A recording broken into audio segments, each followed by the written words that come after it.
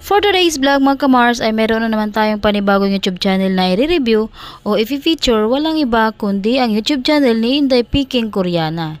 Si Peking Koreana ay meron siyang subscribers na 83,000 subscribers. Dito sa video na ito mga kamars ay ating alamin kung magkano na nga ba ang kanyang estimated YouTube sahod.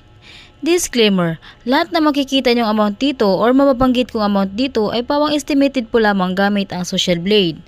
Ang Social Blade ay isang public website na kahit sino ay pwedeng tumingin dito o maaari nyo makita ang mga estimated YouTube sahod ng mga vlogger or content creator. Layunin po lamang ng video na ito ay makapagbigay ng inspirasyon sa mga tao makapanood nito, lalong-lalo na sa mga small YouTubers. Ano pang hinintay natin mga kamars? Samahan nyo na akong i-review natin ang estimated YouTube sahod ni Peking Koreana. So yun nga mga kamars, andito tayo ngayon sa official YouTube channel ni Peking Koreana dito sa Social Blade. Dito na meron siyang subscribers na 83,000 subscribers at meron siyang 120 videos upload at umabot ng 15 million video views at ginawa ang kanyang YouTube channel noong November 19, 2025. Total grade C+. Social Blade rank ay pang 310,115. Subscribers rank ay pang 2,394. Video views rank ay umabot ng 1,276,482. Country rank TBD. Nakakuha siya ng 4,400 subscribers in the last 30 days at umabot ng 2.1 million video views in the last 30 days.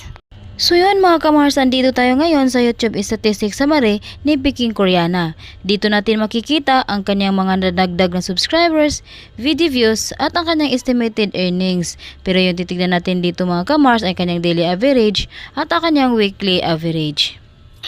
Sa kanyang daily average ay nakakuha siya ng $18 sa lowest estimated at umabot ng $287 sa highest estimated.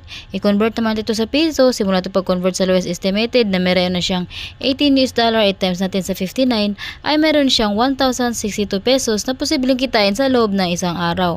At kung maabot naman ang highest na meron siyang $287 i-times natin sa 59 ay meron siyang 16,933 pesos na posibleng kitain sa loob ng isang araw.